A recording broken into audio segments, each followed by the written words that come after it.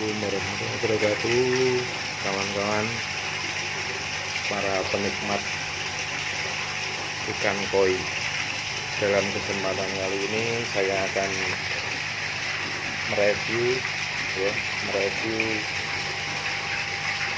filter ya, filter kolam ikan koi ya. Jadi ada beberapa hal yang harus diperhatikan dalam pembuatan kolam koi ya. Media yang digunakan itu harus ada satu busa penyaring ya. Busa penyaring itu biasanya memakai dua, yang lembut sama yang seperti Indomie itu. Kemudian yang kedua itu biobol, atau beberapa orang sering menggunakan pralon, atau bisa juga kadang orang menggunakan jaring nelayan. Semakin kesini orang melakukan try and error menggunakan media-media yang sekiranya bisa murah meriah dan hasil maksimal. Kemudian yang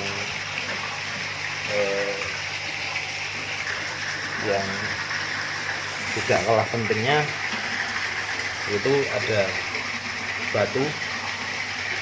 Kalau ada yang memakai batu zeolit, ada yang memakai batu bombong atau batu apung. Kemudian ini dalam kandi kecil ini adalah arang ya. Arang. Oke guys, kita mulai dari paling ujung. Nah, dalam hal penyaringan itu di sini saya meniadakan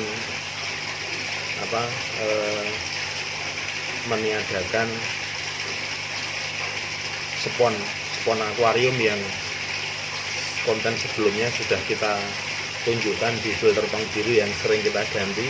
Nah, kita ganti dengan jaring nelayan. Jaring nelayan ini juga bisa dikatakan modifikasi dari teman-teman pemain koi yang belum lama dan fungsinya cukup efektif untuk menggantikan busa. Nah, kemudian busa akuarium itu saya ganti dengan busa seperti ini, namanya lupa ya, tapi kadang saya sebut aja busa mie ayam gitu. Tapi namanya ada sendiri. Itu dalam satu kotak ya, dalam satu kotak. Kemudian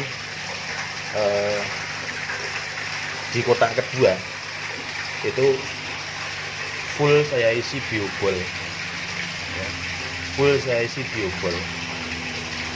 Nah, biobol ini fungsinya untuk hidup mikroorganisme pengurai kotoran ya.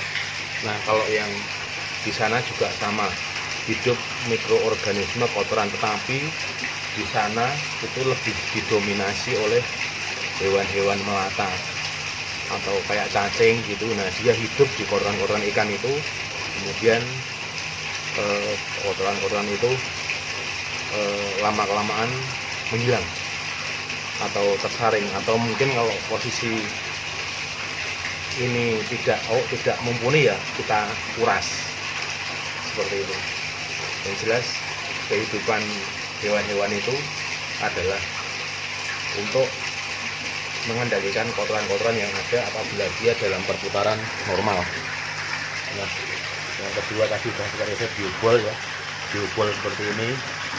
Ada juga yang modelnya gepeng-gepeng itu, atau ada juga yang teman-teman kreatif memakai pecah-pecahan pralon di sigar, di belah-belah itu.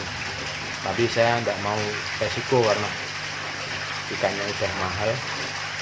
Jadi dulu saya pernah yang di sana saya ganti kayak semacam tempat itu yang buat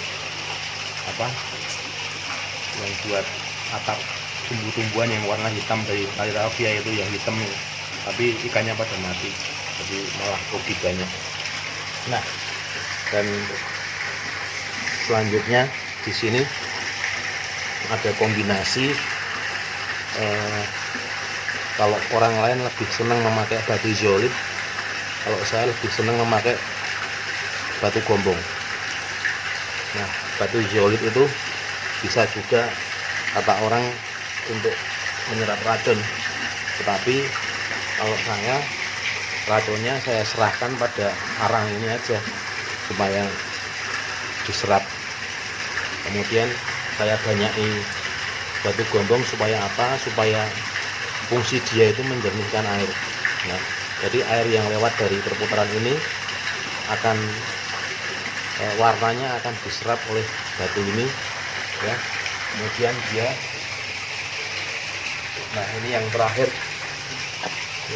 itu murni batu-batu gombong, tetapi ukurannya agak besar, sehingga kemampuan dia untuk menyerap warna itu lebih baik. Nah, ini kan kotor-kotorannya ngendap. Nah, jadi filter-filter ini tidak usah dibersihkan apabila tidak terpaksa, ya. Kalau dia masih bisa ngalir, masih bisa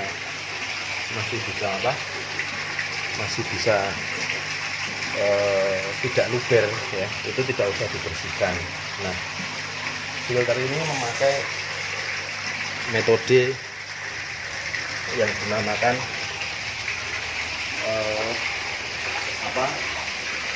kalau bahasa Jawa itu numpang atau gantung.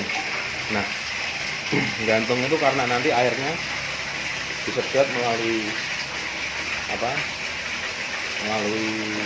pompa di sebelah sana, ya. Kita turun, guys. Nah, pompa di sini, kemudian masuk. Nah, nanti turun di sana menjadi air terjun, seperti itu. Nah, kadang proses air terjun itu pun sangat membantu juga sebagai usaha dia untuk membuat kualitas yang bagus. Karena apa? Nanti dia akan bersentuhan dengan oksigen, kemudian lebih mudah mencerna. Nah, kemudian yang perlu teman-teman pahami itu antara bak yang satu ke bak yang lain itu tidak boleh dia melalui aliran atas, karena kalau melalui aliran atas sama juga dengan tidak disaring, nanti dia masuk lewat sini terus ke sini, jadi semacam tidak disaring, jadi medianya tidak berfungsi, ya. Ini dulu saya membuatnya tidak tahu apa-apa, tidak tahu poli, jadi sebenarnya kurang besar, tapi ya sudah lewat, daripada bongkar-bongkar biaya lagi, ya kita maksimalkan yang ada. Saya tambah tong biru itu. Nah, seperti ini, ya. Ini kita awas dulu.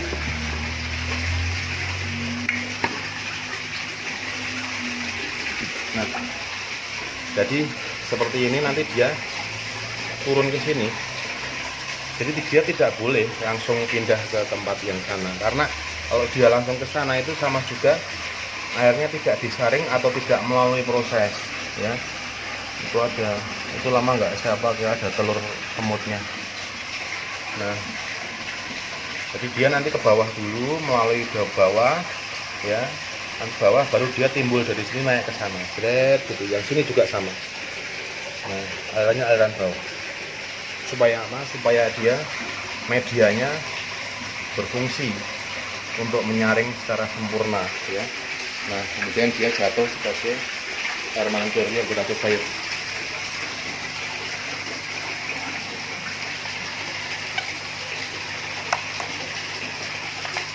Nah, ya. Nah, jadi ini pertama dia akan menahan kotoran-kotoran dari kotoran dari peseknya ikan. Nanti dia akan tertahan di sini, tertahan di sini, kemudian dia nggak tahu diapakan sama cacing sama bakteri yang lain, dimakan kali atau dibikin goreng tepung, saya nggak tahu. Nah, nanti dia keluar sama, ini pakai peralon tapi dia juga nyedotnya di bawah, dia ke bawah ya, dia ke bawah, belok ke bawah. Nah, ini dia udah nyedot dari bawah, dari sini aja udah kelihatan kalau agak dari hasil penyaringan ini ya, karena mungkin tidak banyak karena mungkin tidak banyak makanan ikan, jadi dari situ udah kelihatan agak jernih. Nah, sebenarnya proses filter ini mengadopsi dari air di alam raya, ada dibikin oleh alam. Nah, ini diadopsi seperti itu. Sebelah ini kan ya, jadi air tidak langsung lewat atas tapi lewat bawah, jadi tuh ya, dia disaring dulu oleh biobol. Nah, kemudian di sini sama, dia tidak lewat atas, dia disaring dulu oleh batu gombong dan racunnya diserap oleh ini arang. Nah, sama yang terakhir kan. Nah, ini nggak ada di permukaan, nggak ada, dia lewatnya bawah naik dari sini udah agak jernih, dia masuk ke terakhir di filter terakhir, yaitu batu gombong yang agak besar atau batu apung. Dia ini menyerap warna ya, ini kotorannya diserap sama dia sehingga keluar di sini ya. Sama, ini nanti pakai aliran bawah juga, dia tidak melukat dari atas tapi ke bawah, dari bawah kita bikin dari bawah ya, dia mengalir dari bawah, mengalir seperti air terjun. Nah, biasanya ikan senang bermain di sana tuh kan, ikan bermain di sana senang itu. Yeah. Begitu. Itu kawan, cara garis besar teknis dari